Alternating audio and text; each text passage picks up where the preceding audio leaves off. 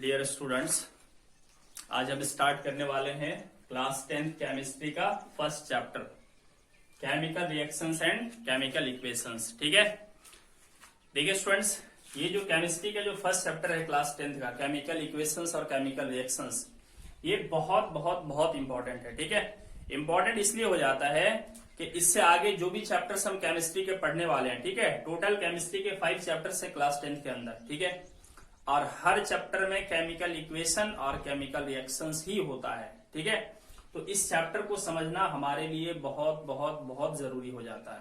ठीक है, हमें बिल्कुल क्लैरिटी के साथ, ट्रांसपेरेंसी के साथ समझ में आना चाहिए कि केमिकल रिएक्शंस क्या है और केमिकल इक्वेशंस क्या है। ठीक, अब केमिकल रिएक्शंस और केमिकल इक्वेशंस को बिल्कुल ट्रांसपेरेंसी के साथ अगर आपको समझनी हो तो मैं आपको थोड़ा सा दुख देना चाहता हूँ, एक छोटी सी तकलीफ देना चाहता हूँ। ठीक है, और वो तकलीफ कोई बड़ी तकलीफ नहीं है। अगर आप इस छोटे से तकलीफ को झेल लेते हो तो आपके लिए आने वाला चैप्टर जो है केमिकल रिएक्शंस और केमिकल इक्वेशंस, ये बहुत बहुत बहुत आसान हो जाएगा। ठीक है, उम्मीद है आप तैयार होंगे उस छोटी सी तकलीफ को झेलने के लिए। ठीक है, तो तकलीफ कुछ बड़ा सा नहीं है, बहुत छोटा सा तकलीफ है। वो तकलीफ मैं वीडियो के एंड में इधर लिख दूंगा।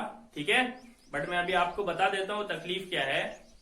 कुछ एलिमेंट्स के केमिकल सिंबल्स हैं जो हमें याद होने चाहिए। ठीक है, टोटल पता है आपको 118 एलिमेंट्स हैं, तो उनमें से कुछ जरूरी एलिमेंट्स हैं जिनका सिंबल्स, उनका एटॉमिक नंबर और उनमें जो वैलेंस इलेक्ट्रॉन्स हैं वो थोड़ा हमें याद रखना पड़ेगा। ठीक है, और दूसरी बात है कुछ पॉली एटॉमिक आयंस हैं, है ना, पॉली एटॉमिक आयंस है और मोनो एटॉमिक आयंस है। थोड़ा उनके बारे में मैं आपको बताऊंगा आज के वीडियो के बिल्कुल लास्ट सेक्शन में, है ना। जब आप उन्हें अच्छे से याद कर लो तो मैं गारंटी के साथ आपको कह सकता हूं कि केमिकल इक्वेशंस और केमिकल रिएक्शन चैप्टर आपका बहुत ही अच्छा होने वाला है। ठीक, तो चलिए शुरू करते हैं हम लोग, है ना। थोड़ा सा केमिकल रिएक्शंस क्या होता है उसका इंट्रोडक्शन हम ले लेते हैं। ठीक है, और आज के चैप्टर में हम जो कवर करने वाले हैं थोड़ा सा मैं आपको बता दूं कि क्या क्या चीजें हम लोग कवर करने वाले हैं। ठीक, तो पहले तो हम देखेंगे केमिकल रिएक्शंस क्या होता है। नेक्स्ट हम देखेंगे केमिकल इक्वेशंस क्या होता है। फिर हम देखेंगे केमिकल इक्वेशंस को बैलेंस कैसे किया जाता है, बैलेंसिंग केमिकल इक्वेशंस। ठीक है, नेक्स्ट उसके बाद फिर हम लोग देखेंगे टाइप्स ऑफ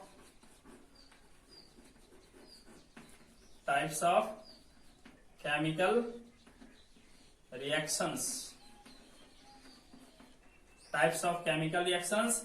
उसके बाद लास्टली हम लोग थोड़ा सा देखेंगे effects of some chemical reactions. ठीक है, फिर हम केमिकल रिएक्शंस के कुछ इफेक्ट्स को हम लोग देखेंगे। ठीक है, इसमें से इलेबोरेटेड पार्ट जो है वो ये है ना। टाइप्स ऑफ केमिकल रिएक्शंस को हम फर्दर आगे सीखेंगे जाकर के, है ना। केमिकल रिएक्शंस जो है वो मेनली हमें जो क्लास 10th के अंदर पढ़ना है वो 5 टाइप्स का पढ़ना है हमें। ठीक है, पहला है कॉम्बिनेशन रिएक्शन। ठीक है, कॉम्बिनेशन रिएक्शन। नेक्स्ट हम लोग पढ़ेंगे डिकम्पोजिशन रिएक्शन। ठीक है, डिकम्पोजिशन रिएक्शन। नेक्स्ट हम लोग फिर पढ़ेंगे डिस्प्लेसमेंट रिएक्शन, फिर नेक्स्ट हम लोग पढ़ेंगे डबल डिस्प्लेसमेंट रिएक्शन। ठीक है, डबल डिस्प्लेसमेंट रिएक्शन।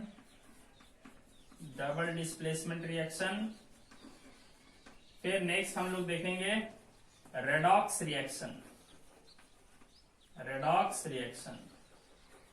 ठीक है, तो ये मेनली 5 टाइप्स के रिएक्शंस हैं जो हमें क्लास 10 के अंदर स्टडी करनी है ना। रेडॉक्स के अंदर 2 चीजें होती हैं, हम लोग सीखेंगे।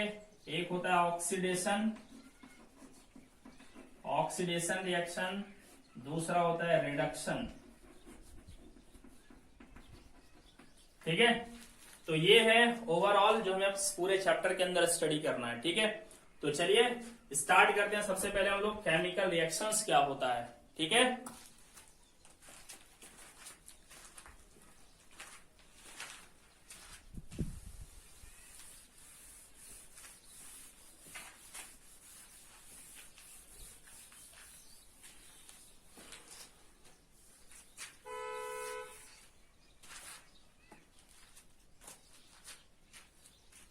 सबसे पहले हम देखते हैं केमिकल रिएक्शंस।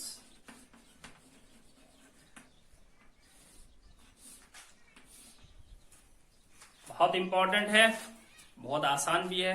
ठीक, केमिकल रिएक्शंस हमारे घरों में रोज का रोज होता ही रहता है। ठीक, बट हम उसे केयरफुली ऑब्जर्व नहीं करते हैं और सिस्टमैटिक स्टडी नहीं करते हैं, इसलिए हमें पता नहीं चलता ये केमिकल रिएक्शन होता क्या है। ठीक है, बहुत आसान चीज है, तो चलिए हम इसको समझते हैं। ठीक, यहां पे मैं क्या करता हूं, एक बाउल लेता हूं, छोटा सा कटोरा, इसके अंदर मैं मिल्क भर देता हूं। ठीक है, ये मिल्क है।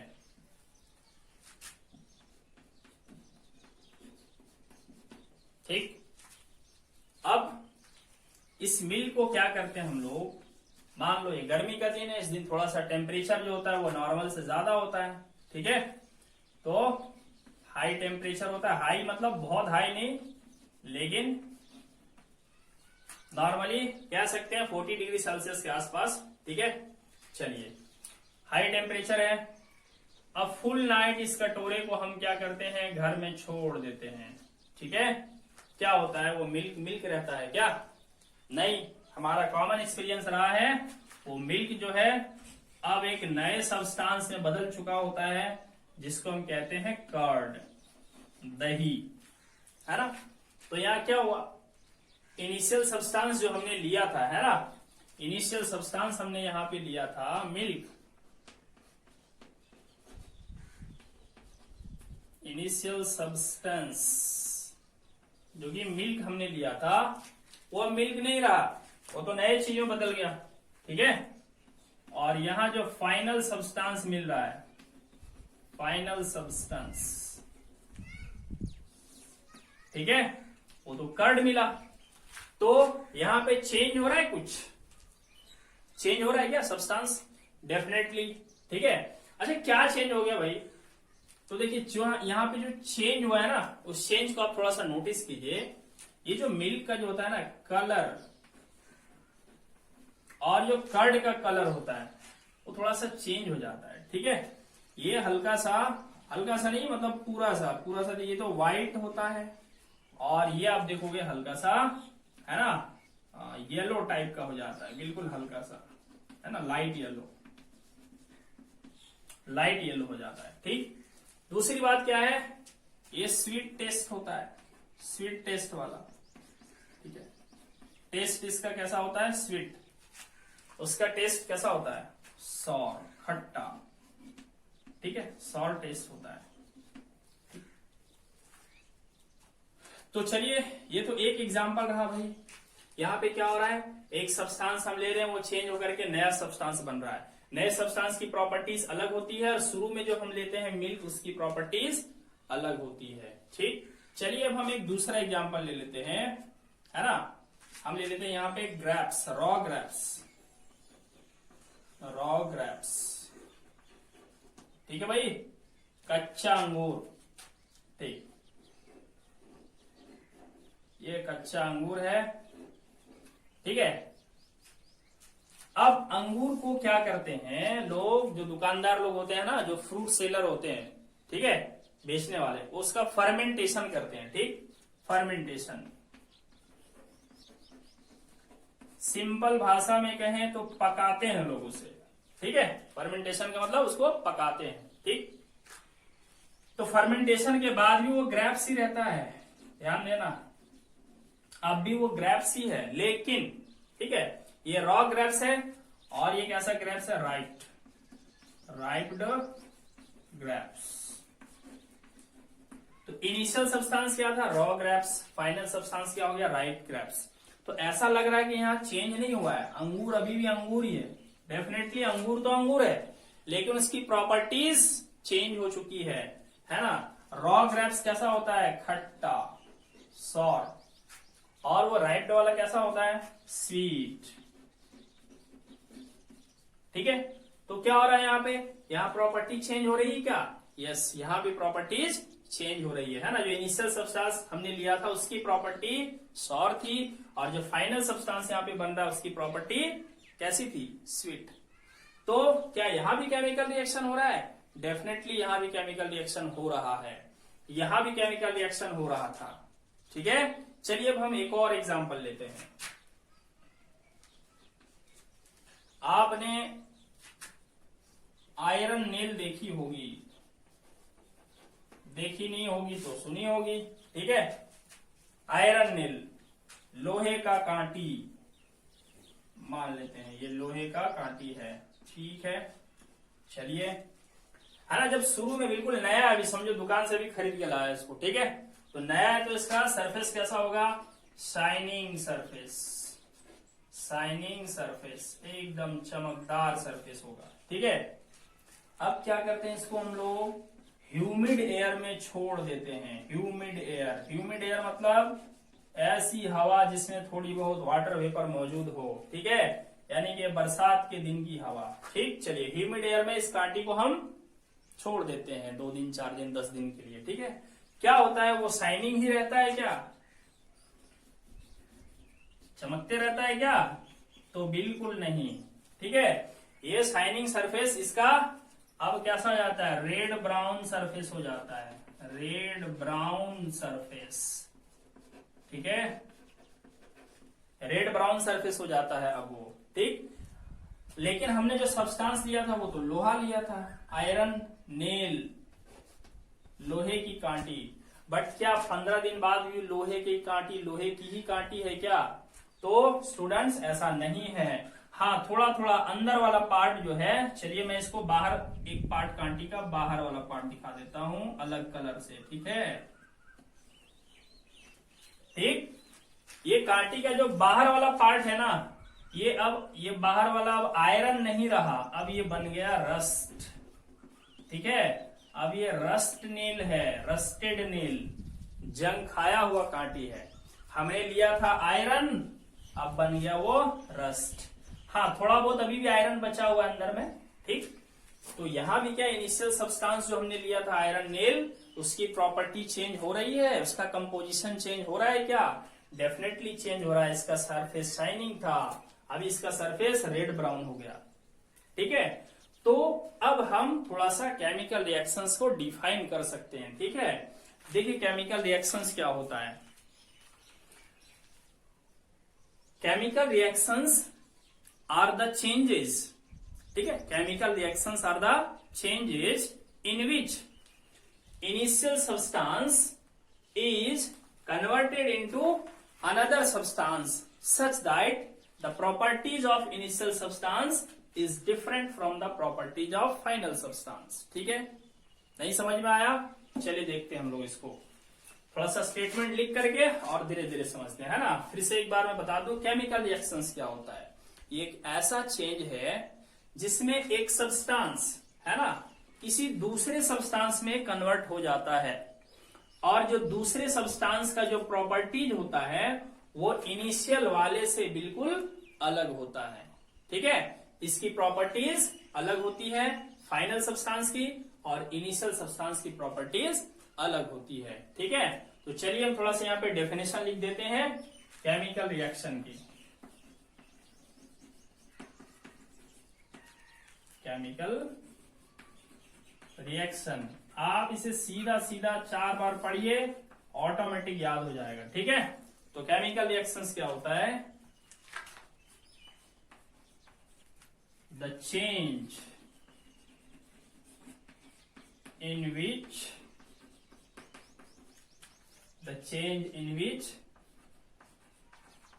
a new substance is formed with new chemical properties, with new chemical properties, with new chemical properties from an initial substance, from an initial substance।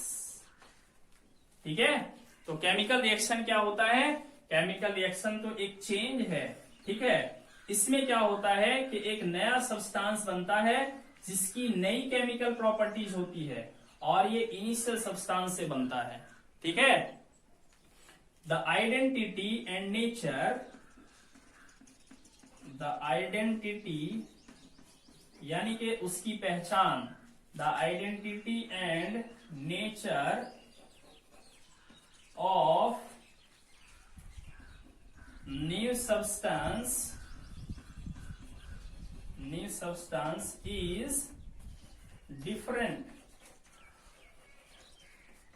from the initial substance, जो नया substance बनता है ना, उसका जो nature होगा और उसकी जो आइडेंटिटी होगी वो क्या होगी? इनिशियल सब्सटेंस से अलग होगा। तो जब भी इस तरह का चेंज होगा स्टूडेंट्स, तो हम कहेंगे कि केमिकल रिएक्शन हो रहा है या केमिकल रिएक्शन हुआ है। चलिए अब मैं यहाँ पे कुछ और एग्जांपल्स लेता हूं और आपको आइडेंटिफाई करना है कि केमिकल रिएक्शन हुआ है या नहीं हुआ है। बट एक बार मैं फिर से दोहरा दूं, केमिकल रिएक्शन होने का मतलब है जो हम इनिशियल सब्सटेंस लेंगे उसकी प्रॉपर्टी चेंज हो जानी चाहिए और एक नया सब्सटेंस बनना चाहिए, ठीक है। ये शर्त है केमिकल रिएक्शन होने की, ठीक है।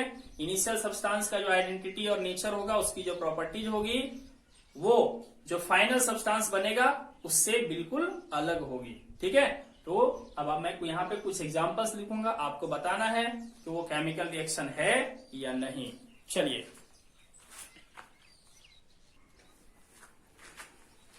तो चलिए स्टूडेंट्स, यहाँ पे हम देखते हैं कि identify which of the following changes are chemical reactions. यहाँ पे कुछ चेंजेस दिए गए हैं जो हमारे आसपास होता है, तो पहचानना है कि कौन सा केमिकल रिएक्शंस है और कौन सा नहीं है, ठीक है। तो चलिए, पहला नंबर है बर्निंग ऑफ वुड, पेपर और क्लॉथ, है ना। लकड़ी का जलाना, पेपर का जलाना या क्लॉथ का जलाना, क्या ये केमिकल चेंज है? थोड़ा सा आंसर सोचिए आप, फिर मैं बताता हूं। सोच लिए? यस, तो ये केमिकल चेंज या केमिकल रिएक्शन है, ठीक है। यस, ये है, ठीक है। क्यों है? क्योंकि देखो होगा क्या, चलिए हम मान लेते हैं ये एक वुड है, ठीक, लकड़ी है, ठीक है। अब इसको अगर हम बर्न कर दें, जला दें, ठीक है, तो अब क्या ये लकड़ी ही रहेगा जलने के बाद? तो जलने के बाद तो ये क्या होता है भाई, छोटे छोटे टुकड़ों में बदल जाता है, और अब हम इसे ऐश कहते हैं, राख कहते हैं, है ना। इसका जो नेचर है और इसकी जो आइडेंटिटी है वो ऐश से बिल्कुल अलग है। ये काफी मजबूत होता है, ये मजबूत नहीं होता है, ठीक है। इसका नेचर बदल जाता है, लकड़ी का कलर अलग होता है, राख का कलर अलग हो जाता है ना, एक नया सब्सटेंस बिल्कुल बन जाता है, ठीक। तो इसलिए ये होगा। अगला है डाइजेशन ऑफ फूड, ठीक है। डाइजेशन ऑफ फूड, फूड का हजम होना, जैसे हम लोग रोटी खाते हैं, चावल खाते हैं, दाल पीते हैं, ठीक है। तो रोटी, चावल, दाल ये जो हम खाते हैं, डाइजेस्ट हो जाने के बाद भी क्या वो उसी फॉर्म में रहता है? तो ऐसा नहीं है, ठीक है। वो चेंज हो जाता है, उसका टेस्ट भी चेंज हो जाता है, स्मेल भी चेंज हो जाता है, नेचर भी चेंज हो जाता है, आइडेंटिटी भी चेंज होता है, प्रॉपर्टीज भी चेंज हो जाता है। तो इसलिए ये भी क्या हो जाएगा, ये भी केमिकल रिएक्शन है, ठीक है। ये केमिकल रिएक्शन है, ठीक है। चलिए, अब अगला है mixing water in Apple juice, ठीक है। मान लेते हैं हमारे पास एप्पल जूस है, ठीक है, इसमें एप्पल जूस है, ठीक। अब क्या करते हैं हम लोग, इसमें वाटर मिक्स कर देते हैं, है ना। एप्पल जूस में क्या ऐड कर देते हैं हम लोग? वाटर, तो जब हम वाटर ऐड कर देंगे तो ये किस चीज का जूस बन जाएगा? मैंगो का। हाँ, ये एप्पल जूस ही रहेगा। तो बच्चों ये एप्पल जूस ही रहने वाला है। ठीक है, पानी मिलाने से एप्पल जूस मैंगो जूस नहीं बन जाएगा। यानी कि सब्सटेंस तो वही है, खाली क्या हुआ, थोड़ा सा वो डाइल्यूट हो गया। डाइल्यूट मतलब फीका बोलते हैं हम लोग, है ना। मतलब टेस्ट में थोड़ी सी इंटेंसिटी कम हो गई। टेस्ट जितना इंटेंस यहाँ था, जितना बढ़िया टेस्ट वहां था, थोड़ा सा टेस्ट उसका इंटेंसिटी कम हो गया, लेकिन चेंज कुछ नहीं हुआ है। एप्पल जूस अब भी एप्पल जूस है। अगर ये मीठा है तो वो भी मीठा है। हाँ, मीठापन में थोड़ी कमी आई होगी क्योंकि उसमें हमने वाटर ऐड कर दिया है। तो यहाँ कोई नया चीज नहीं बन रहा है ना भाई। एप्पल जूस मैंगो जूस में नहीं बदल जा रहा है। सब्सटेंस वही है, नेचर वही है, प्रॉपर्टीज वही है। हाँ, प्रॉपर्टीज की मात्रा में थोड़ी कमी आ गई है ना। मीठेपन में थोड़ी कमी आ गई, लेकिन मिठाई है। ठीक, ऐसा नहीं कि ये मीठा था तो वो कड़वा हो जाएगा, तीता हो जाएगा पानी मिलाने से, तो ऐसा नहीं है। तो mixing water in Apple juice, Apple juice में अगर हम पानी मिलाएं, या उसी को कहते हैं डाइल्यूशन ऑफ एप्पल जूस। किसी भी चीज में पानी मिलाओगे तो पानी मिलाना ही डाइल्यूशन कहलाता है। ठीक है, तो ये केमिकल रिएक्शन नहीं है। ठीक, चलिए अब हम देखते हैं अगला, कटिंग ऑफ वुड, लकड़ी को काटना। ठीक है भाई, चलिए फिर से लकड़ी आ गया, ये लकड़ी ले लिया हमने, वुड है। अभी इसका कटिंग कर देंगे। अब भाई टुकड़े कर दो इसके छोटे छोटे, चलो 1 2 यानी कि 3 टुकड़े हो गए अब इसके। एक टुकड़ा, दूसरा टुकड़ा, तीसरा टुकड़ा। तो वुड था, कटिंग कर देने के बाद क्या गोल्ड बन गया ये, कि अभी भी वुड है? तो बच्चों अभी भी ये वुड ही है ना। वुड को कटिंग कर देने से गोल्ड नहीं बन जाता, कोई नया चीज नहीं बन जाता है ना। और इसकी प्रॉपर्टी और उसकी प्रॉपर्टी सेम है, ये भी जलेगा तो वो भी जलेगा। ठीक है, ये जिस कलर का होगा वही कलर का वो भी होगा। तो फिर यहाँ चेंज क्या हुआ, थोड़ा सा साइज चेंज हो गया। तो भाई साइज अगर किसी चीज का चेंज हो तो वो केमिकल चेंज नहीं कहलाएगा। ठीक है, ये थोड़ा ज्यादा लंबा था, ये छोटा छोटा हो गया। ठीक है, तो ये केमिकल रिएक्शन नहीं है, क्योंकि यहाँ नया चीज बन ही नहीं रहा है और इसकी प्रॉपर्टी चेंज ही नहीं हो रही है ना। चेंज सिर्फ इसका लेंथ हो रहा है, लेंथ यानी कि फिजिकल प्रॉपर्टी चेंज हो रहा है। ठीक है, लेंथ चेंज हो रहा है थोड़ा सा, और कोई भी खास चीज यहाँ चेंज नहीं है। तो ये केमिकल रिएक्शन नहीं है, केमिकल रिएक्शन नहीं है। चलिए अगला question, decomposition of dead body. हाँ भाई, डेड बॉडी, किसी ऑर्गेनिज्म का मान लो डेथ हो जाती है ना। कुत्ता, भैंस, बिल्ली, बकरी, इंसान, कुछ भी डेड हो जाता है। अभी इसको मिट्टी के अंदर दबा दो या ऐसे ही फेंक दो तो डिकम्पोज हो जाता है। तो डिकम्पोज हो जाता है क्या, डेड बॉडी एक नए सब्सटेंस में बदल जाता है। यस, नए सब्सटेंस में बदल जाता है ना। आमतौर पर उसे आप छोड़ दो तो एक डेड बॉडी को जब छोड़ दोगे ना तो माइक्रोब्स क्या करते हैं ना, उसको डाइजेस्ट कर देते हैं। ठीक है, और डिकम्पोज करके छोटे छोटे स्मॉलर मॉलिक्यूल्स में बदल देते हैं। उसका नेचर भी बदल देता है, आइडेंटिटी भी बदल देता है, पूरी पहचान ही बदल देता है। एक नए सब्सटेंस में वो कन्वर्ट हो जाता है। तो डिकम्पोजिशन ऑफ डेड बॉडी क्या हो गया, ये केमिकल रिएक्शन है। ठीक, डेड बॉडी का ही डिकम्पोजिशन नहीं, दुनिया के हर चीज का डिकम्पोजिशन केमिकल रिएक्शन है। चलिए आगे बढ़ते हैं, ऑक्सीडेशन ऑफ ऑयली या फैटी फूड। फैटी फूड यानी कि चर्बी वाला फूड, या ऑयली फूड यानी कि तेल वाला फूड। ठीक है, तो तेल वाला फूड का ऑक्सीडेशन हो जाए, कहने का मतलब है वो ऑक्सीजन से अगर रिएक्शन कर जाए, यानी कि वो हवा से रिएक्शन कर जाए, क्या तब उसे हम केमिकल रिएक्शन मान लेंगे? तो यस, उसे केमिकल रिएक्शन मान लिया जाता है। ठीक है, इसके बारे में डिटेल में पढ़ेंगे आगे हम लोग। चलिए अगला है breaking of a tumbler. Tumbler देखा है, ये ग्लास को ही टम्बलर बोलते हैं बच्चों। ठीक है, आमतौर पर हम उसे ग्लास कह देते हैं, पर एक्चुअल में उसका सही नाम टम्बलर है। ये मेरे पास एक टम्बलर है, इसको हमने तोड़ दिया। ठीक है, टम्बलर किस चीज का बना होता है, ग्लास का बना होता है। ग्लास मटेरियल का नाम है और इस मटेरियल से जो ये बनता है इसको टम्बलर बोलते हैं हम लोग। तो तोड़ देने के बाद क्या हो जाएगा, ये छोटे छोटे टुकड़े में बदल जाएगा। ठीक है, तोड़ देंगे तो छोटा छोटा टुकड़ा में बदल जाएगा। तो क्या ये इसका मटेरियल बदल गया क्या, ग्लास जो है वो क्या सिल्वर बन गया? नहीं, ग्लास अब भी ग्लास ही है। खाली ये बड़ा था, जब तोड़ देंगे तो छोटा छोटा हो जाएगा, साइज केवल उसका चेंज हो रहा है। तो नया सब्सटेंस नहीं बन रहा है, इसलिए ये भी केमिकल रिएक्शन नहीं है। ठीक है, उम्मीद है आप क्लियर हो गया होगा, आप समझ चुके होंगे कि केमिकल रिएक्शन को पहचानेंगे कैसे, है ना। केमिकल रिएक्शन होना तभी माना जाएगा जब आइडेंटिटी चेंज हो, प्रॉपर्टी चेंज हो, नया सब्सटेंस बनता हो। ठीक है, चलिए, तो अभी तक जो भी बातें हम लोग कर रहे थे स्टूडेंट्स, ये हमारे डेली लाइफ से जुड़ी हुई चीजें थी। ठीक है, अभी हमने केमिस्ट्री का वर्ड्स बहुत कम यूज किया है, ना के बराबर। ठीक है, अभी ना तो हमने केमिकल इक्वेशन की बात की, ठीक है, ना ही केमिकल फॉर्मूला से मैंने किसी चीज को दिखाया, जैसे वाटर का H2O होता है। ठीक है, उसके बाद यहाँ पर जैसे आयरन है तो आयरन का जो है वो Fe होता है। तो केमिकल सिंबल्स और केमिकल फॉर्मूला मैंने यूज नहीं किया है। ठीक है, वो अब हम नेक्स्ट वीडियो में यूज करेंगे। तो आज केवल मुझे इंट्रोडक्शन देना था केमिकल रिएक्शंस और इक्वेशंस की। इसकी आगे काम की पढ़ाई, काम की तो वैसे ये भी है, ठीक है, यानी कि जिससे कि सवाल बनते हैं हमारे मैट्रिक के एग्जामिनेशंस में। ठीक है, बोर्ड एग्जामिनेशन में जो सवाल बनते हैं उस लेवल की पढ़ाई हम इसका कल से स्टार्ट करेंगे। तो मैंने आपको शुरू में कहा था आज कि मैं आपको एक छोटी सी तकलीफ देने वाला हूं, तो वो तकलीफ की घड़ी आ गई है ना। मैं यहाँ पे कुछ चीजें मेंशन कर रहा हूं, आप एनी हाउ अगला मेरा वीडियो देखने से पहले उसे याद करके ही देखिएगा, तो फिर देखिए आपको कितना इजीली समझ में आता है केमिस्ट्री। ठीक है, और केमिस्ट्री का अगर डर होगा आपके मन में तो वो डर डिलीट हो जाएगा आपके मन से। ठीक है, तो चलिए बताते हैं आपको क्या याद करना है।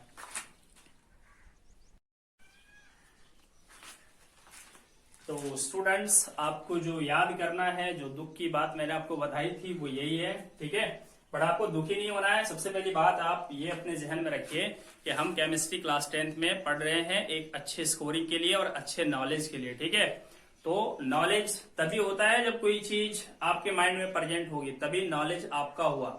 अदरवाइज किताबों में तो बहुत सारे आयंस मिल जाएंगे आपको। ठीक है, तो चलिए इस बोर्ड में क्या है मैं आपको एक बार समझा दूं और इसका यूज मैं आपको कल समझाऊंगा। ठीक है, यानी कि अगले वीडियो में आपको इसका यूज भी समझाऊंगा। ठीक है, इतना अगर आपने याद रख लिया तो समझ लीजिए आपकी केमिस्ट्री की जड़ बहुत मजबूत हो गई क्लास 10th के लिए। ठीक है, तो देखो क्या है, यहाँ पे ना मोनो एटॉमिक आयंस है। ये मोनो एटॉमिक कहने का मतलब है सिंगल एटम वाले हैं, सब एक ही एटम है। जितना यहाँ दिख रहा है ना, सब एक ही सिंगल एटम है। सिर्फ एक को छोड़ करके, वो है अमोनियम। ठीक है, अमोनियम छोड़ करके ये पॉली एटॉमिक है। इसके अलावा ये सब का सब जो दिख रहा है ना, सब मोनो एटॉमिक है। देखिए ये वाली ब्लू लाइन है इसके इधर वाले, और ये जो लाइन दिख रहा है इसके उधर वाले सब पॉली एटॉमिक आयन है। ठीक है, पॉली एटॉमिक आयन यानी एक से ज्यादा एटम वाले आयन है ये। ठीक, और ये सब मोनो एटॉमिक आयन्स हैं, मतलब सिंगल एटम वाले आयन है। ठीक, चलिए देखिए क्या है इसमें, एक बार मैं लिस्ट में आपको बता दूं। ये है हाइड्रोजन आयन, पढ़ेंगे हम इसे। देखिए जब भी प्लस साइन रहे, है ना, इधर तो पूरा प्लस प्लस मिलेगा आपको, है ना, या माइनस साइन रहे, ठीक है, तो आयन उसके लास्ट में लगेगा ही। जैसे H प्लस तो समझ लेना हाइड्रोजन आयन, यहां पे लिथियम आयन यानी कि Li plus, sodium ion, potassium ion, copper ion. ठीक है, तो आयन नाम पढ़ा जाएगा। ठीक है, और प्लस जब साइन रहेगा ना, तो जो एलिमेंट का नाम होता है ना, वही आयन का भी नाम होता है। सिर्फ आयन वर्ड ऐड कर देना होता है। फॉर एग्जाम्पल जैसे ये सोडियम एलिमेंट है जिसका सिंबल Na होता है, लेकिन प्लस लग गया तो इसका नाम हो जाएगा सोडियम आयन। लेकिन अगर माइनस रह जाए तो वैसे तो ये हाइड्रोजन एटम है, लेकिन माइनस लग गया है तो इसमें आइड ऐड हो जाएगा। जैसे ये हो जाएगा हाइड्राइड, ये हो जाएगा fluoride, chloride, bromide, iodide, oxide, sulphide, nitride, ठीक है, फॉस्फाइड। आइड ऐड होता चला जाएगा जब नेगेटिव साइन रहेगा। ठीक है, इसमें मोनोएटॉमिक आयंस में। और अगर पॉजिटिव साइन रहा तो कुछ भी ऐड होना नहीं है, जो सिंबल है उसी में सिर्फ आयन लगा के बोल दो। जैसे कैल्शियम है जिसे बोल देंगे कैल्शियम आयन, ये जिंक है तो बोल देंगे जिंक आयन। लेकिन आप ये सल्फर है तो आप इसे सल्फर आयन नहीं कह सकते क्योंकि माइनस चार्ज लगा हुआ है, जिसे आपको बोलना होगा सल्फाइड आयन। अब ये नाइट्रोजन एटम है ना, नाइट्रोजन है तो आप इसे नाइट्रोजन आयन नहीं बोल सकते, आपको बोलना पड़ेगा नाइट्राइड आयन। ठीक, तो पहली बात नाम कैसे पढ़ा जाना है वो हो गया। ठीक है, अब देखिए आपको याद क्या रखना है, सिंबल और उसकी वैलेंसी। तो जितना प्लस रहेगा ना उतना ही वैलेंसी होगी। अब जैसे देख सकते हो सोडियम में 1 प्लस है तो वैलेंसी 1, पोटेशियम में 1 प्लस है तो वैलेंसी 1, मैग्नीशियम में 2 प्लस है तो वैलेंसी 2, जिंक में 2 प्लस है तो वैलेंसी 2। ठीक है, इस तरीके से सबका नाम, उसका सिंबल और वैलेंसी लिखा हुआ है, ये आपको हर हाल में याद होना चाहिए। कहीं कहीं डबल है, देखो ध्यान दो, जैसे कॉपर 1,2, तो जब कहीं कॉपर 1 लिखा रहेगा तो Cu प्लस उसका सिंबल होगा और वैलेंसी 1 होगा। अब कहीं कहीं कॉपर ब्रैकेट में 2 लिखा हुआ रहेगा तो समझ जाना कि Cu प्लस प्लस ये वाला सिंबल यूज होगा और इसकी वैलेंसी 2 होगी। ठीक है, इसी तरह डबल डबल वाला एक ये भी आयरन है ना, कहीं लिखा हुआ आयरन 2 ब्रैकेट के अंदर है ना, रोमन में लिखा हुआ रहेगा तो समझ जाना कि Fe+2 ये वाला सिंबल यूज होना है और वैलेंसी 2 हो जाएगी।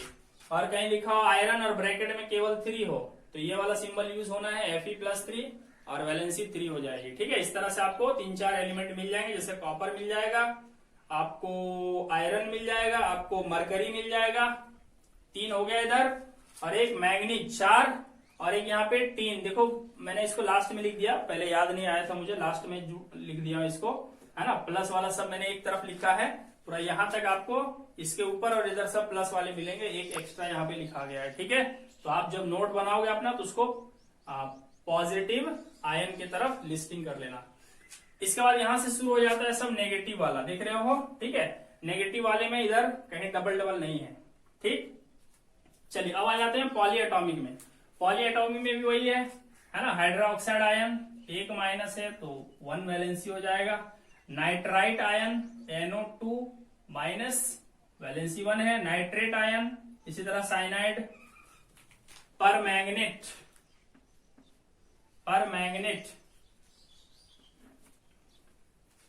आयन है, हाइड्रोजन कार्बोनेट आयन है, हाइड्रोजन सल्फेट आयन है, ये सल्फाइट आयन है, ये सल्फेट आयन है, ये फॉस्फाइट आयन है, ये फॉस्फेट आयन है, ये कार्बोनेट आयन है। ठीक है, तो इन आयंस का नाम, उनका सिंबल और उनकी वैलेंसी हमें याद कर लेनी है बहुत अच्छे ढंग से। ठीक है, एक और मैं आपको बता दूं, बड़ी काम की चीज है, जब लगा रहेगा लास्ट में, देखिए अभी जैसे यहाँ देखिए ये है नाइट्राइट और ये है नाइट्रेट, फिर इसी तरह सल्फाइट सल्फेट, फॉस्फाइट फॉस्फेट। तो आइट वाला रहेगा ना तो एक ऑक्सीजन उसमें कम रहेगा। देखिए नाइट्राइट तो NO2 है, नाइट्रेट NO3 है, एक ऑक्सीजन ज्यादा है, यहाँ पे ऑक्सीजन 3 है, यहाँ ऑक्सीजन 2 है। इसी तरह सल्फाइट तो यहाँ ऑक्सीजन 2 देख रहे हो और सल्फेट तो ऑक्सीजन 3 हो गया। अच्छा, फॉस्फाइट ऑक्सीजन 3 है, फॉस्फेट ऑक्सीजन 4 है। तो 8 वाले में क्या है ना, 8 वाले में एक ऑक्सीजन ज्यादा रहेगा और 8 वाले में एक ऑक्सीजन कम रहेगा। ठीक है, इससे भी आपको मदद मिल सकती है याद करने में। ठीक, तो स्टूडेंट्स आपको क्या करना है, यहाँ पे जितने भी आयंस हैं इन सबको आप बहुत अच्छे ढंग से रट लीजिए, फिर देखिए आपको केमिस्ट्री पढ़ने में कितना मजा आएगा। ना तो केमिकल इक्वेशन लिखने में आपको प्रॉब्लम होगी, ना केमिकल इक्वेशंस को बैलेंस करने में आपको प्रॉब्लम होगी। और अगर ये आप याद नहीं करते हो तो आपके लिए आने वाले सेशंस बहुत डिफिकल्ट होने वाले हैं। ठीक है, तो मैं बार बार यही रिक्वेस्ट करूंगा, इन्हें आप बहुत बहुत बहुत अच्छे ढंग से याद कर लीजिए। इतना सफिशियंट है, क्लास 10th के लिए इतना सफिशियंट है, इससे ज्यादा कुछ भी नहीं मिलने वाला है। एक आध मिल सकता है तो मैं उस टाइम आपको बता दूंगा, लेकिन अंदाजा है जहां तक मेरा एक्सपीरियंस है पिछले 6 साल का, इससे ज्यादा आता ही नहीं है। ठीक, ओके, तो आज क्लास यही एंड करते हैं स्टूडेंट्स। नेक्स्ट वीडियो अगले दिन बना के अपलोड किया जाएगा। Thank you.